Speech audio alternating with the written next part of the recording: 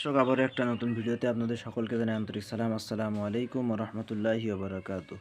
তো দেখতে পাচ্ছেন যে আমার সামনে যেটা আছে সেটা হলো একটা ইজি বাইকের চার্জারের কয়েল বডি, অর্থাৎ চার্জারের ভিতরে যে ট্রান্সফরমার থাকে সেই ট্রান্সফরমার কয়েল বডি নিয়ে নিলাম।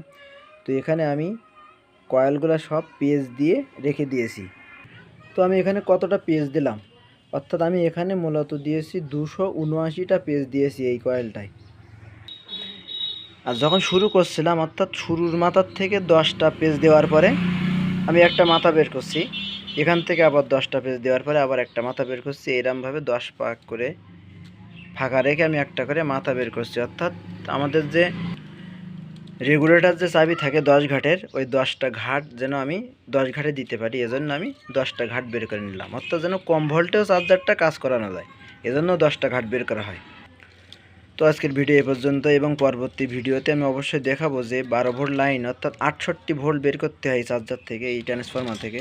তো সেইটাতে আমি কতটা পেজ দেব সেটাতে আমি অবশ্যই আপনাদের দেখাবো। তো আজকের ভিডিও এ পর্যন্তই। সবাই ভালো থাকবেন, সুস্থ থাকবেন। আসসালামু আলাইকুম ওয়া রাহমাতুল্লাহি ওয়া বারাকাতুহু।